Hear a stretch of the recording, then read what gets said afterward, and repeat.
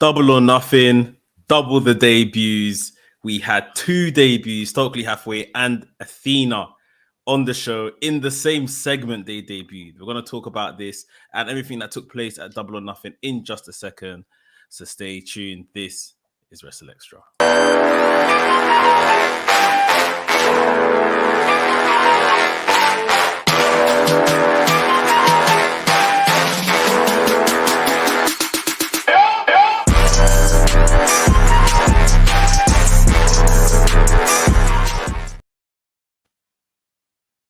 Yo, this is WrstlXtra. I'm your boy A-Dazzle, the Black Wrestling Advocate, and of course, always joined by my tag team partner, Mex, the WrestleManiac, if you will. Double or Nothing, double debuts. Got me feeling like an African mother. Double, you know what I mean? It's all the doubles. Man, Double or Nothing. So we're gonna talk about all the action, how we felt about the pay-per-view, about the matches, and all this kind of stuff that's kind of we're probably expecting to happen, from here on in, and everything else surrounding Double or Nothing in AEW today. It is AEW stacked for a third week in a row. This is weird to me, yeah. But this is where we are. I'm not complaining necessarily. I'm just very surprised. Let me put it that way. Double or Nothing. Watch the pay-per-view. I'll give my opinion of the whole pay-per-view first of all. In general, first hour, brilliant. First hour, amazing. After that, it took a little bit of a dip. I believe I didn't realize at the time, but I believe there was some kind of because the NBA was on or something, some of the stuff that came in the second hour was kind of just thrown there and wasn't supposed to be the biggest thing in the world and all that kind of stuff. So I get that. And then, of course, we then had the final hour, which, had the CM Punk win and the tag team match and all the rest of it. So it made sense after finding out that info. But watching it, I thought, on a whole, it was a very good pay-per-view. I was expecting it to be good anyway. I think I was. And there wasn't a lot I was actually excited for before watching it. But very, very happy with how it went down. Some of the storylines and some of the matches, the trios match. I just see, House of Black and Death Triangle. I'm just like, yeah, I'm always ready whenever it involves any one of those six. I'm ready. I'm here for it. So that was amazing. You give me your kind of general overview of how it was. I know you did it on your own show, but you've got to do it again because you've got to talk to me. So go for it. Yeah, I agree pretty much with what you said. It started pretty well. The MJF stuff, obviously, we heard everything that was happening that weekend in regard to MJF. Them getting it out of the way very quickly and addressing it like, yes, he's here, I thought was the right thing to do. Yeah, the show was good. Dipped in the middle where I guess they planned for it to dip because of the NBA stuff, and then we had the grand finale, which was from the arena, the Anarchy in the Arena match was mad. It was mad. The tag team match, which we'll talk about a bit later, very, very good as well. And then the main event where we saw Punk. And I was saying, I was very smug. I can't lie, because I've been saying for some weeks that Punk has to win this. I'm not even a fan of Punk, but it just makes sense. Like, this is progressive. This is business growth. Like, this is the guy to win this at this point. And yeah, they done it. And I think this is only really going to make Hangman's story better. But there's a new guy at the helm in AEW now. But yeah, overall, it was a pretty decent show. It's the summer of Punk once again. I guess, it's weird. I mean, I'm sure that's how it was supposed to play out. Of course, it's a pre-written business and all the rest of it. So this is how it was supposed to happen. And I think I said this about about AEW last week. I think some of the bigger things or the main storylines and more the headline acts, I guess their stories are playing out how it should do.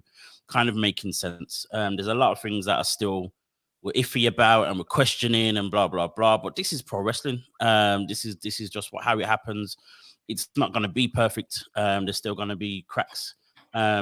ask a an AEW fan, they'll probably tell you something very different. They'll say it's perfect in every single way, but it's not. But this literally is pro wrestling. It's how it goes. Let's get into the cultural action from Double or Nothing. The first match that we saw, I think it was like the third or fourth match on the card, but the first match for us was Jade Cargill defending her TBS championship for a second time against Anna Jay. We said about this match last week that it was kind of, put together in a kind of weird way, just thrown together to maybe fill the card, find something for Jade to do, which, given Jade's numbers and everything surrounding her, was a little bit disappointing that there was something that was thrown together. But given the fact that they had a good match before, we kind of excusing it, like, all right, no problem. But unfortunately, the match just wasn't great. The match was not great. It was nowhere near as good as the first encounter the two ladies had before, a few weeks or months ago. What was you actually did you expect anything more from this in terms of where it went, how the match itself was? Did you expect anything more? I wouldn't say I expected more. I just expected something that was as good as what we got before, I would say. Right. And it wasn't. Now, at the same time, I've thought about it. Yes, we know that both ladies are very, getting used to the business, very green, as they say. One thing that, since, in hindsight, time, grace, I've given them and I've thought about as well, is this match was shenanigan heavy in terms of the run-ins, people coming in, other outside wrestlers getting involved, timing of where they need to be at certain times to execute certain things within the story they were telling. So I can only think that maybe they had a lot to think about as well as deliver the match they were supposed to deliver. More than they would usually think about, because Jade's matches, she goes in there, she does her thing and she walks out. The same with Anna Jay. Never really been given anything complex to do. The hardest thing Anna Jay might have done is like I think she's done a tag team street fight and Rampage some months back.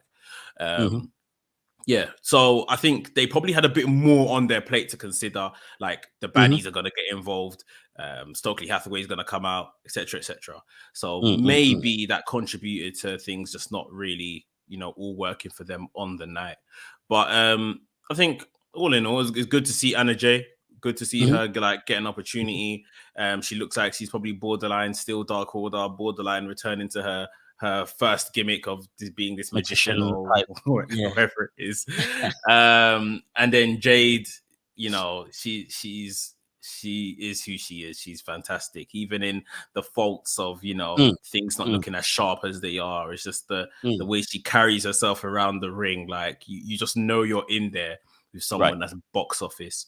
The match wasn't great, but it is what it is. It wasn't the main event of the show. It was just meant to just give us the match, and then we move on. And it gave us more than the match. It gave us debuts and all sorts. Yeah, for sure. I mean, speaking of Jade being box office, we saw her entrance. She's now using the lift coming from underneath the stage. So before we get onto this, I have to say, I watched the media scrum following the show, and she was invited on by Tony Khan, which to me it's pretty. That says a lot. Like the media scrum was Punk, her, and Chris Jericho, and look at the other two guys where they are compared to her. You see what I mean? That's enough to tell me she's someone in this business. Right. She sat there, like I say, carried herself like a star. Pretty much where Punk and Jericho were a bit more, just answered the questions that came their way. Jade was very much in character. Like she was still, taking everything in. They asked her about, stretching this division and being more than just carrying this title and stuff like that. She said she wants to do that. She spoke about how she wants to kind of do runways and all the fashion kind of stuff, bring fashion into this. One of the journalists was saying something like his girlfriend doesn't even watch wrestling, but whenever his girlfriend sees Jade on the screen, she's immediately captivated and invested. And Jade said, "This is the bridge she wants to, try to mend with." Reaching out to casuals and stuff like that and bringing more people into wrestling, although it may not be you care about wrestling, but you may care about fashion or something about her and all this other kind of stuff. And that she said there's no point being the best of a dead division. So she wants the women's division to really, really prosper. And obviously she's doing her bit within that. So it was good to see her kind of talk naturally to like journalists, although she did try to remain in character somewhat. She's up there, man. They know they've got big business with Jade on their hands. It's cool. It's great to see because, as you said, I mean, you're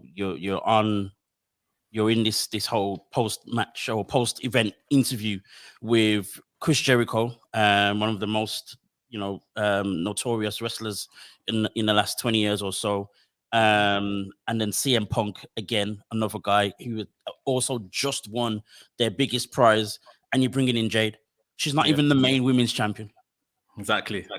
Not even the main women's champion. I'm sure Thunder Rosa probably didn't even look her way and consider her or nothing. So it's mad to see Jade where she's at. And doing her thing, as you said, it says a massive amount. And as I mentioned just before you jumped in, another thing that says a lot is her using this lift. As crazy, as silly as that sounds, or as small as that may sound to someone who doesn't know about the lift, that is a massive thing because that was obviously used before by Cody Rhodes, who was another founder of the company, now left, gone back to WWE, and they had this lift that cost them. Apparently 150,000 a year. Tony Khan said. Tony Khan said he was considering, or he was hoping he was going to save money, getting rid of it when Cody had gone. But now Jade's like, no, come on. I'm worth this 150,000. Give it to me. She said it's now the money lift. The money lift. It's now the money lift. Oh, the Cody Veta or whatever it was called before. It's now the money lift. Oh man, it's mad. It's just crazy to think this woman hasn't even been wrestling for 2 years. And when I say wrestling, I'm talking about even started training, not her debut, not her in-ring debut or a TV debut. Literally started training about 2 years ago, just over 2 years ago, I believe it was. And she's now in this position, and again, still not even the main women's champion, but yet she is the main talking point of almost any show, whether it's good things, whether it's bad things that people are still trying to find about her. She's the talk of the town, and it kind of it's how it should be. To be honest, she's done what she needed to do. She's making it work in every way possible. We've now got the baddies, as we've talked about so many times already, since their inception a few weeks back. But then the other talking point now about this match. Okay, so the match probably wasn't the greatest. It didn't go the way we, as smooth, should I say, as we probably wanted it to or expected it to. But then, as you said, it was shenanigan heavy, with smart Mark Sterling coming out to try and help Jade. Then we had John Silver come out to get rid of smart Mark Sterling as well. Then we had this random. I mean, it was the debut. It was great that it was the debut, but it was done in a very random way. Stokely Hathaway just comes walking out. Doesn't even actually do anything. He just comes walking out. And even Anna Jay looked at him like, what are you doing here? Almost like it wasn't a, who are you? It's like, I know who you are, but what are you doing here? Yeah. Why would she know who he is? If that makes sense. You know what I mean? So then that happened. Jade then obviously from the small distraction, Jade got the advantage, got the win. And then the baddies went to beat up on Anna Jade to make a statement. Lo and behold, Chris Statlander comes out. Now, Chris Statlander came out, and I'm expecting her to face up to Jade. Yeah. But then she turns to Red Velvet. She's already beaten her like the other week. So what was the point in that? But then we realized the point was, boom, the Fallen Goddess, now known as the Fallen Goddess, Athena, then comes up. Oh, the pop for her was phenomenal, which was great. And then it's her that goes, faces up to Jade.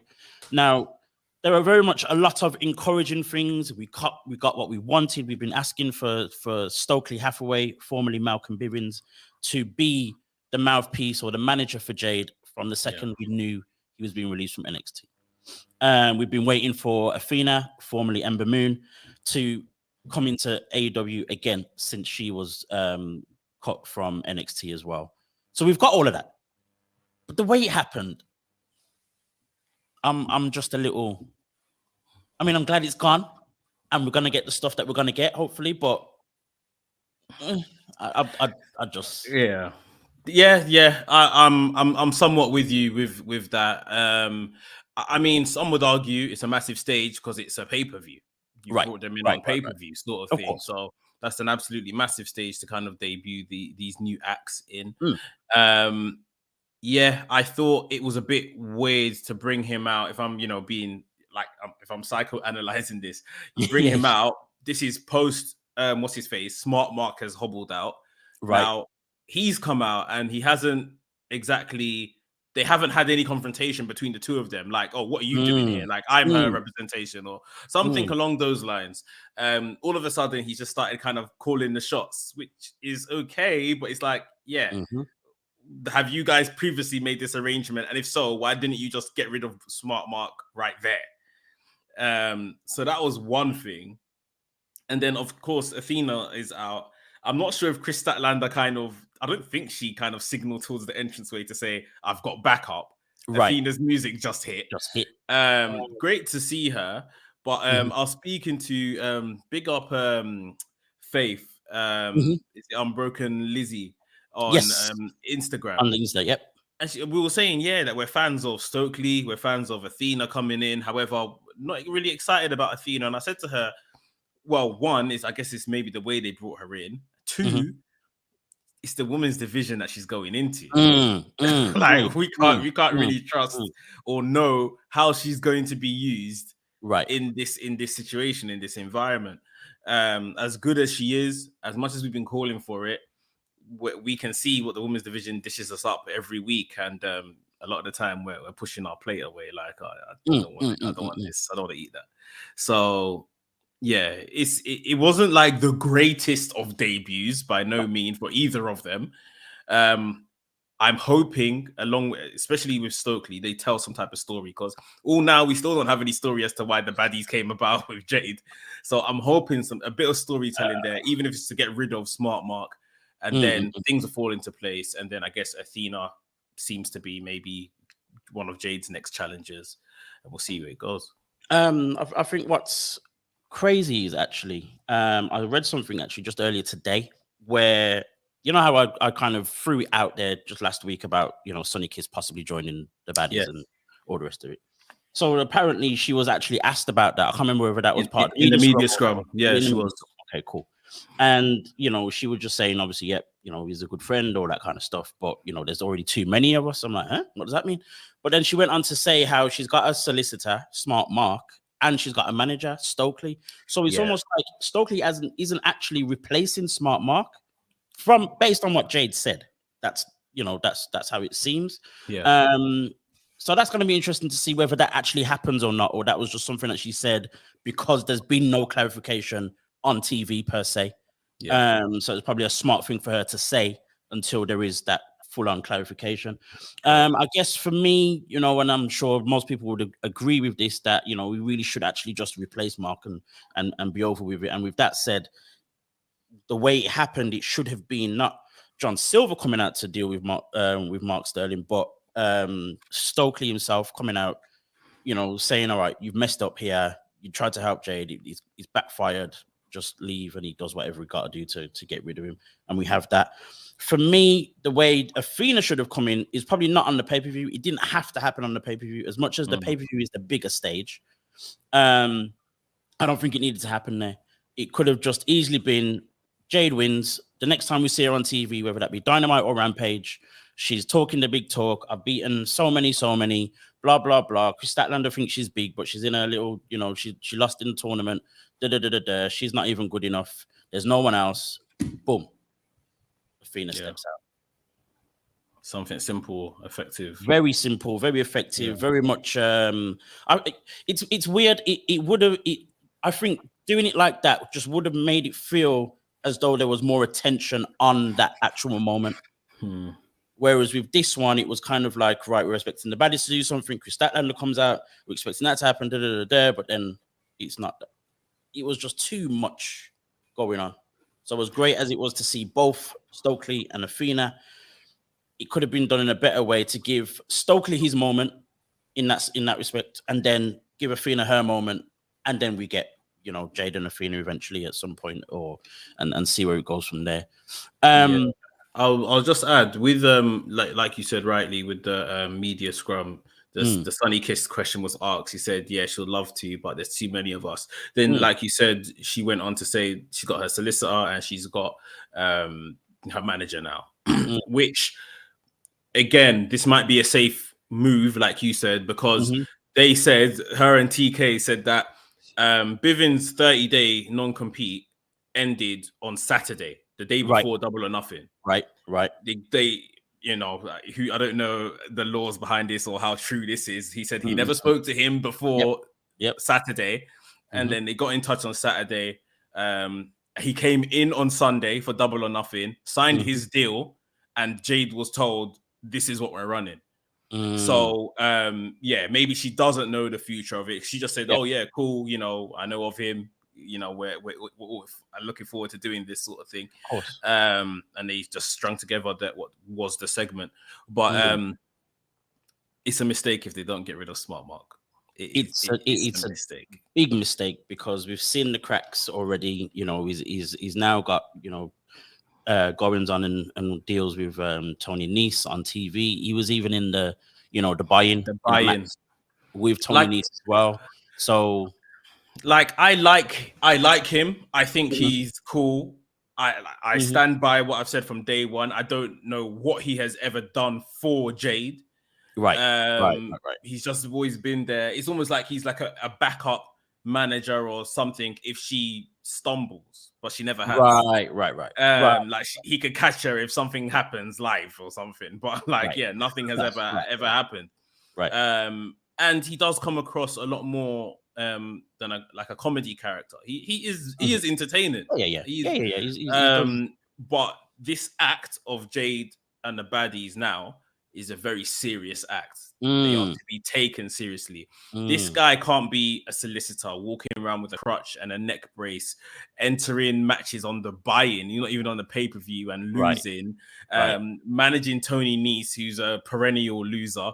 Involved with MJF segments as well. I just think he's doing too much. They're using him across, and he's just a lawyer, so why wouldn't he have all these clients? But when you've got something as good as Jade, everything affiliated with that just needs to be rock solid. Like, right.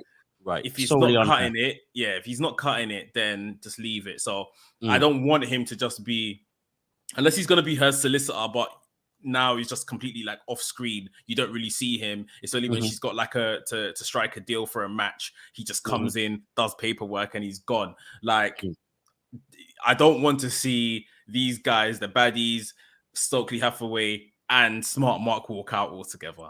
I don't want to see that. No. He has to be dropped at this point. Yeah. It's weird. Like, I don't know if this is right to say, but there's a very different dynamic. So obviously we've now got the baddies who are 3 black women. To then see the casual white guy coming out with them kind of doesn't work. Yeah. There's an argument to that though, because with the bloodline, you've got 3 big Samoans and 1 little Paul Heyman. The history is different though. Very exactly. That's what I was gonna say. There is an argument to it. So it just doesn't work on a visual level, on even a logistical level. So to have Stokely is just perfect. Obviously, again, it's what we've been waiting for, what we wanted, and we're getting it. So I think it's time for Mark to now just disappear. Hopefully, he's gone altogether. But if it is a background type of still got a relationship and whatever else, then fair enough. But it can't be, as you said, it can't be the 3 ladies with then 2 men in suits coming out to be comedic. You know what I mean? And there's place for the comedy because they're heels. That's what we're used to, the pageantry and all the rest of it of wrestling and heels and all the rest of it. But to have two guys like that, nah, it's just not gonna work. Moving back towards Athena and Jade. This is a very early question to ask. If they were to have a clash, what do you think the outcome is? You like a regular match or for a match for the TBS title or what? Championship match, TBS title on the line. It has to be, because there's no way they're gonna have a casual match and there's nothing on the line. It has to be on the line.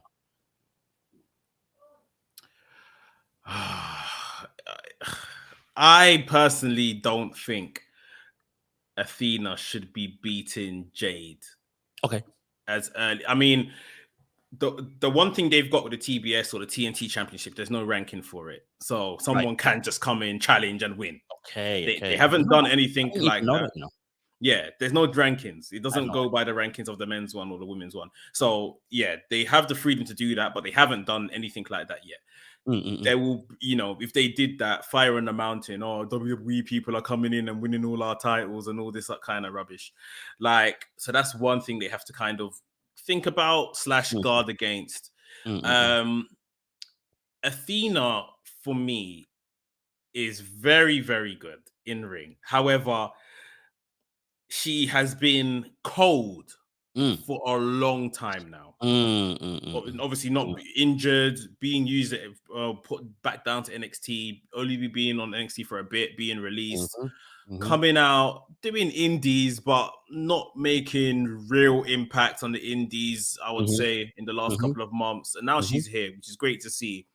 But she's not like a big enough name to just like Toni Storm, for instance, practically walked out of being on TV in WWE. Yeah. And when her time was done, she walked into AEW, and they could have done maybe something like that with her, giving her a big win straight out the gate.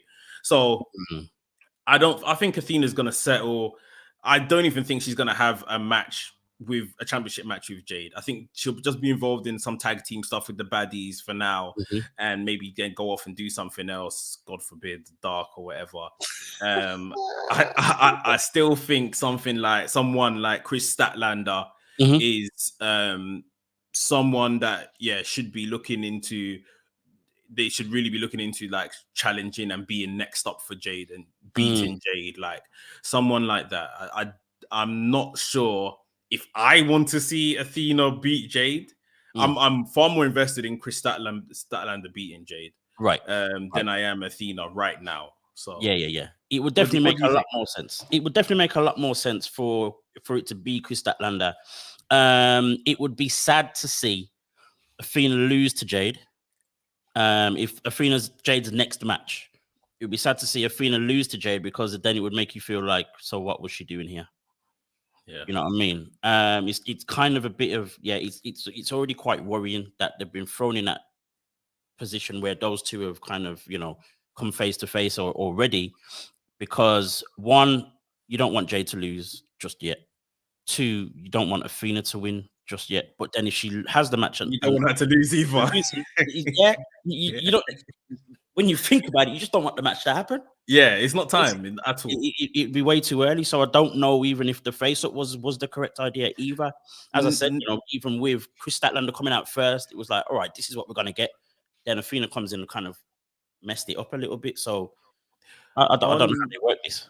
On Dynamite or Rampage, wherever they're going to do it, just have the trios, the tag team match, but 6-woman tag. Baddies versus Anna Jay, Statlander, and Athena. Sure, that is literally going to be the next match. Yeah, just have the match and then done. Like, Jade beat Anna Jay, so she ain't got nothing to do with the equation. Right. Statlander should probably be next up. I wouldn't even mind if they involved someone like Ruby Soho in this to be another challenger for Jade or whatever the case is. Leave Athena. She is not. I think she really, as good as it was to see her, as hype as the crowd was to see her, and as good as she is as a wrestler, she needs to be warmed up seriously, almost like right. We need to remind the crowd who she is and what she's about before we put her in such a position. Because as much as I like her, I'll be dead honest, she's been cold for a very long time. And here's the other thing that we've said so many times about her as well, and it's happened every time she's kind of disappeared or appeared somewhere new or whatever else. So when she was in NXT, okay, fine, not a problem. She eventually became a champion. Up until her becoming a champion, we were questioning, okay, what's her character? Who is she? Then she moved to the main roster. Again, we were trying to work out, okay, so what's her character? Where does she fit? What's she gonna do? She got injured, unfortunately, very bad. And this was while running a segment for the 24/7 championship, which was even worse. And then comes back again, new look, blah, blah, blah. But we're still trying to work out who she is. Again, I think we're gonna have the exact same problem with her now. So as you said rightly, it's gonna have to be this whole warming her up, reminding us who she is, or telling us a new story, maybe. She's now the fallen goddess. So what does that mean? Who is she? All the rest of it. So it's gonna take a bit. It should take a bit of time, or they should use the time wisely to tell that story and then see where she goes from there. I don't know what that is. It's gonna be on dark. But this is everyone that turns up in AEW over the last year. Moving on from that now, the second match that we saw, I believe it was the one with Scorpio Sky. Yes. Scorpio Sky in a very random 6-person mixed match challenge tag team. But I just don't know what this was. It was so weird. The second I heard it was going to happen, I was like, no, let's not do it. Kazarin's involved, Sammy and Ty Conti, Paige Van Zandt, her in-ring debut. It was just a mixed match. And the mixed match wasn't the genders. The mixed match was just what was going on in the match. I mean, there was flurries of good wrestling. There was definitely flurries of good wrestling. Kazarin's always one you can rely on. Ethan Page is decent. Scorpio Sky did his thing. Sammy Guevara is Sammy Guevara.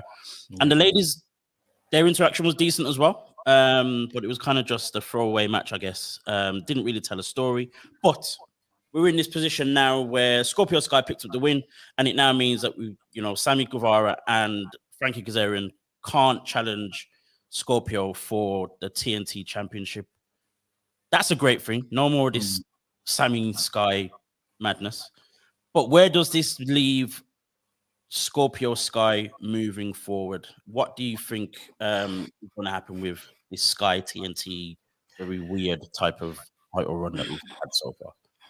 Well, firstly, with this match that happened, I thought the match itself was all right. I thought it was fine. But yeah, like you said, just an absolute dumpster fire of a situation getting us here. Pretty much followed up by everyone that was involved. I've seen Sammy Guevara, Ty Conti online say, "Oh, thank God that it's over," sort of thing. So it's like everyone is kind of in on, this is just rubbish now. But right. Wow. They're throwing us out one last time for the pay-per-view. So everyone's happy it's over. Scorpio Sky now, he needs to make that belt mean something again. He's been involved in a lot of rubbish in terms of even destroying the belt, and he's got it back now, and it's all nice and shiny, Lakers colors and everything. It looks pretty good in my opinion. It does. He's got Dante Martin, who challenged him on the pay-per-view to a match, which might be on Dynamite tomorrow night. He beats Dante Martin for sure and moves on. Unless they want to give Dante Martin some surprise. Surprise push. Let's not go there, please. No more hot potato, please. I'm done with that. Scorpio has to start beating a couple guys, and there's matches on this card like we saw last week, that triple threat match between Swerve, Ricky Starks, and Jungle Boy. You're thinking this is the TNT division, right? We saw the PWG match of House of Black versus Death Triangle. That is the TNT division. So any one of these guys should be probably the guy, or Wardlow. Wardlow's now free and signed to AEW. Of course, these are people that should now be probably the guys that Scorpio can drop this title to. Yep. As long as it's all done fairly, they are warming up and they're looking good as well. Because I'm not sure how much general interest the public, the audience are gonna have as in Scorpio as a champion, especially a heel Scorpio Sky, rather than babyface and doing what he does best. So his next couple matches, just put on good matches, defeat all these guys in front of you until I don't know if he will lose it on TV or he'll last to All Out, which is All Out's in September. That's kind of far. That's far. so he might not be champion all the way in September. I'd be very surprised. Yeah. So we're gonna see. This is right now, even in June. It's this Forbidden Door season. That's what I'm calling it. Like, obviously, 26th of June is when they're having the Forbidden Door pay-per-view. So probably everything they do now, programming-wise, will lead towards that. Maybe someone gets a big win out of Forbidden Door in AEW and then challenges Scorpio Sky and wins. It's very early to say. I think he just needs to do his bit now. He will not raise the prestige of that belt, in my opinion, but he can rectify and repair some of the damage that's been done to that title and its perception by the audience. I very much agree with all of that. I think it's a very much of a almost like a bit of a bipolar situation in the sense where, you know, on one hand, you've got Scorpio Sky, who's now the champion. No one really asked for it. No one expected it. We don't know where it was going to go. We don't even know whether he's heel or face. Like, we don't know what's going on. On the other side, we've got this thing now where we're seemingly done with this hot potato thing because there's no more Sammy Guevara in the picture. And Kazarian's also out of the picture as well. So it kind of is a little bit encouraging to think that maybe Scorpio Sky will have a decent run in terms of at least longevity. How they make that work is, you know, is up in the air, I guess. You mentioned the likes of, you know, Death Triangle. So you've got Pac, Phoenix, Penta. You've got Buddy Matthews. You've got Malachi Black, Wardlow, Swerve, Hello guys. Stark, Jungle Boy, even Darby Allin if you really wanted to. Kyle O'Reilly. Kyle O'Reilly, yeah. You've got so many people. Samoa Joe. I know he's kind of doing other things, but Samoa Joe. All these people that are not more worthy of being TNT champion, but at the same time, very easily, no one would argue if they decided to take that belt off Sky and give it to any one of those guys that I just mentioned. So it's going to be interesting to see how this one plays out.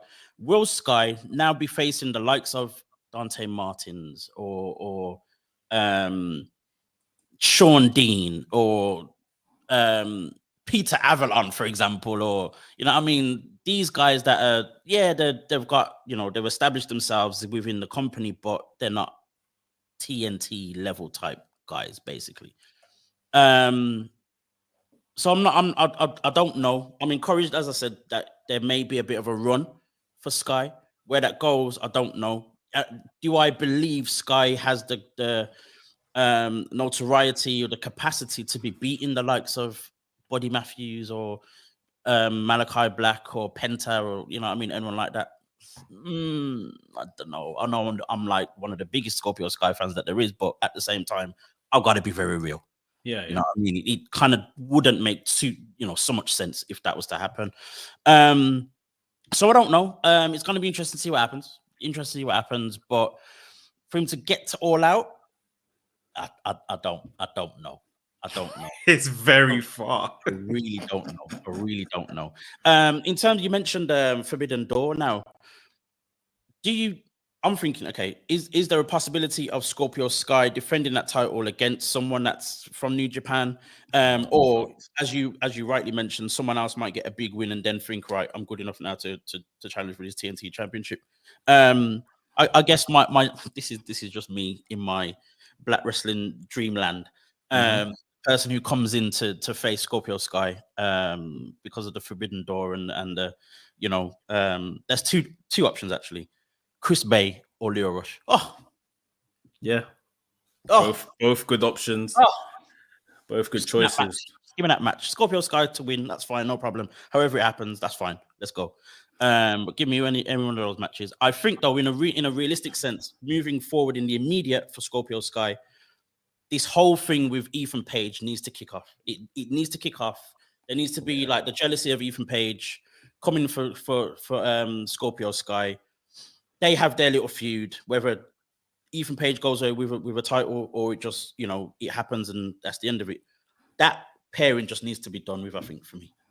The problem is, if they don't have a plan for Ethan Page post that, let's say Scorpio's going to keep the title, then they won't do it. Or if they are going to put the title on Ethan Page, and then what's Scorpio going to do afterwards? They won't do it. Like we've seen, AEW are very fixed in their ways. In 3 years, in 3 years of this promotion, it seems like the most impromptu decision they may have made is actually making Punk champion.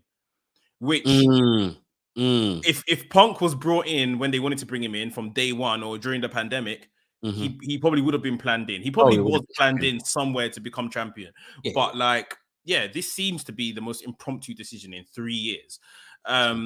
Look at the Julia Hart stuff and her joining House of Black. They said that was meant to happen in February at Revolution. Phoenix was injured. Phoenix wasn't about. They've delayed that for 2 months now. So everything has to be perfect. Everything has to align in AEW before they do anything like that. You were asking about, is there any chance that Scorpio Sky is on the Forbidden Door card?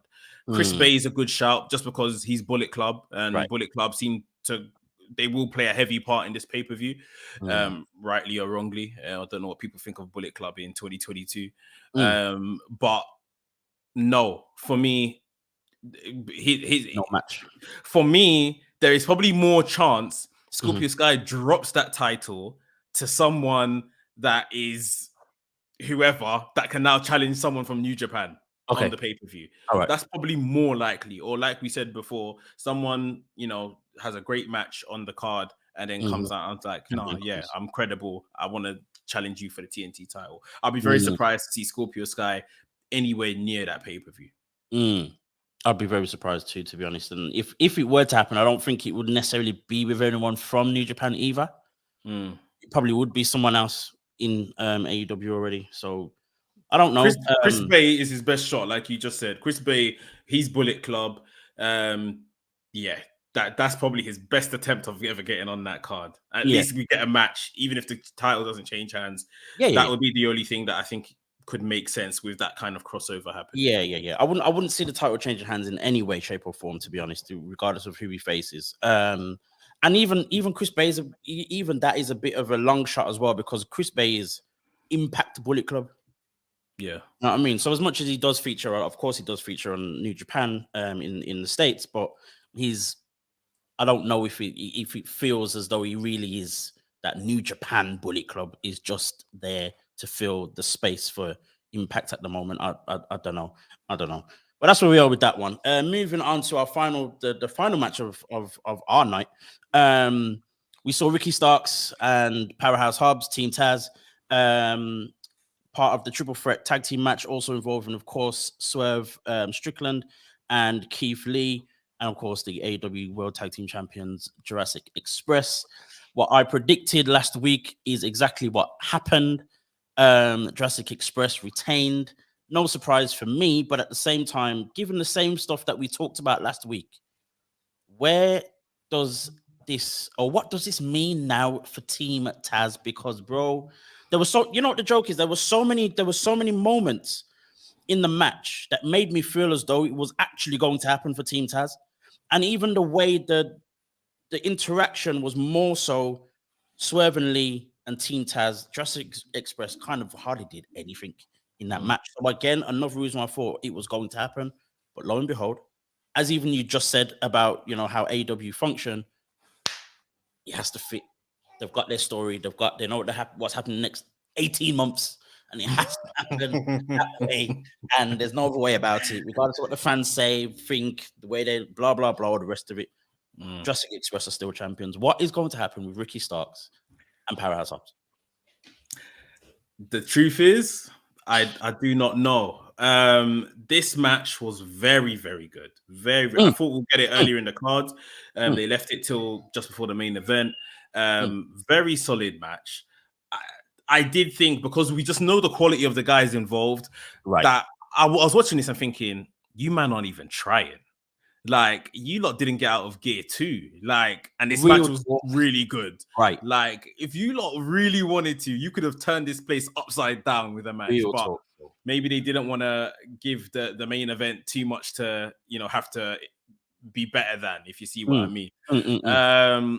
Now we're left with Keith and Swerve, who people they didn't mind them winning, or people wanted them to win. But I think everyone's favorite, generally from everyone I spoke to, was Ricky Starks, Powerhouse Hobbs. They have worked themselves into this position. They deserve it. It's time. Like, you're doing stuff with them, which is brilliant. So now it's time to kind of, christen them as your new tag team champions. Right. And it didn't happen. And it's Jurassic Express out of everyone that walks out as champion. Now, for me, they're losing to FTR. FTR is who's next. It's the only ones. FTR are currently belt collecting. They're going to beat them. And in that aspect, it's better for FTR to beat them rather than Swerve and Lee or Hobbs and Starks have a short reign. So it makes sense. But how long are now FTR going to hold those belts? Are these men ever going to get a sniff of those tag titles, or will they go off and do something else? The match was very good. I don't mind Jurassic Express winning, because with FTR winning, I don't mind it. But what's next for these, man? At least one thing that I feel came out of this whole thing and this match as well, their stock has risen. Yes. Swerve and Lee are just very good, very good. Keith Lee was having the absolute time of his life out there, and it's just so good to see. No restrictions, no silly costumes or anything like that. Like, he didn't even, at parts in the match, he just didn't even seem like, oh, I don't care about being tagged in. I'm having a great time with the crowd. This is just fun. Like, I'm just happy to be here. Swerve, the guy is too cool for school. Like, people always say, oh, WWE hold someone back, this, that, and the other. I'm now seeing, obviously you saw a bit of this on the indies, but I wasn't super, super familiar before WWE. Swerve is too cool for school. Like, that guy, he's got too much. The charisma is too much.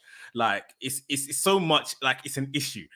And it's an issue because he'll make people look bad without wanting them to look bad. Right. And his is so nuanced in terms of his charisma, but it's so loud at the same time. Whereas on the other hand now, Ricky Starks, that guy put on such a performance. He's the loud, he's the look at me, everyone, look at me charisma, and he's just so good with it. And Powerhouse Hobbs as well. He's someone that, we've always wanted to do well. I did lose a lot of interest in him. I am now fully back invested with him and what he's doing. Ricky Starks, Powerhouse Hobbs, Swerve Lee, they rose their stock over the past weekend. And now with them not winning the tag team championships, any combination of them, it is now like, what's next? But I saw you say on Twitter, I think, that with perceivingly MJF going to be off screen for a minute, let's slide the likes of Ricky Starks in there. And it's not to replace MJF. He's a different character to MJF. But he is now someone that, right, you lot said that this is all based on merit. Give this guy the baton to run with, because it's time. And to respond to that statement itself, first of all, I'll go back to how everyone performed in the match. You say that Ricky Starks and MJF are different. Yes, they are, but they are very, very similar all at the same time. Very much obnoxious, in your face, loud heels, and that's their best place to be. I'm sure both of them could do decent as faces, but their space is being loud, obnoxious. Look at me. This is who I am. You can't tell me nothing. Yeah. And I think, we've been saying, and so many people, whether black, white, or whatever else, have been saying for so long, what is going on with Ricky Starks? Why is it that Ricky Starks isn't in this position or hasn't been pushed here, and all the rest of it? And I think a lot of people would then turn around and almost say there's no space for him, because we've got your MJF, we've got the focus on Jungle Boy, we've got the focus on, Darby Allin, at one point Orange Cassidy, and whoever else is coming, and whatever else, Adam Cole and others. Now with the space that MJF is leaving, at least whether that be temporary or permanent, there's energy to be put somewhere.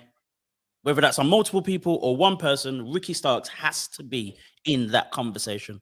Has to be in that. What he did on that night, bro. What he did in that match was just. I'm gonna say it.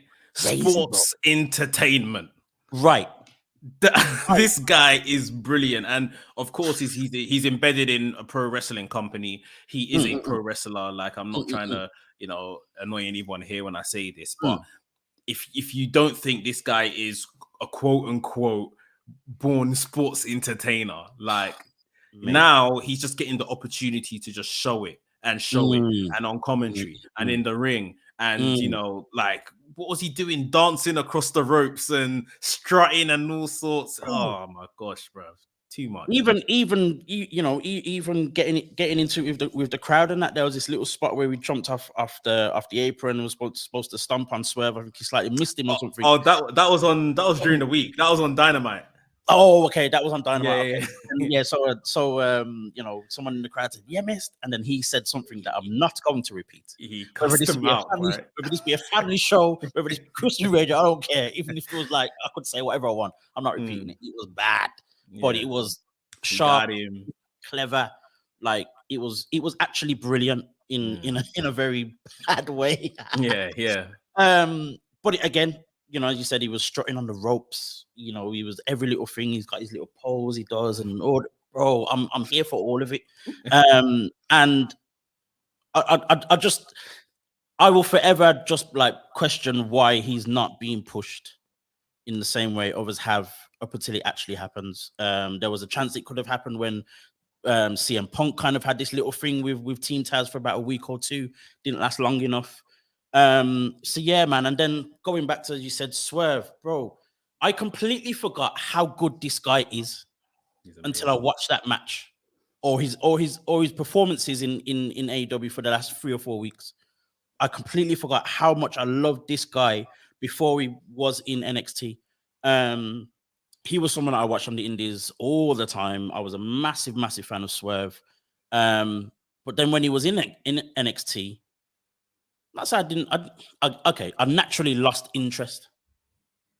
I mean, I wanted him to do well, but because nothing was really happening and they didn't use him in the way, and maybe he was kind of held back in terms of his natural charisma and his moveset and all that kind of stuff.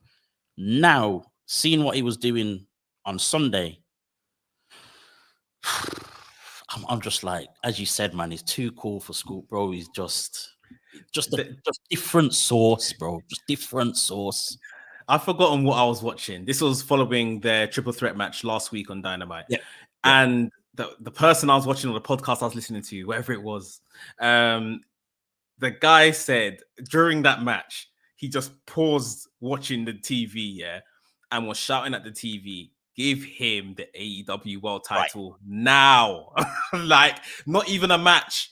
Hand that man the title because he's that good. Like, and yeah, it's now, like I say, with Ricky Starks is very loud and in your face.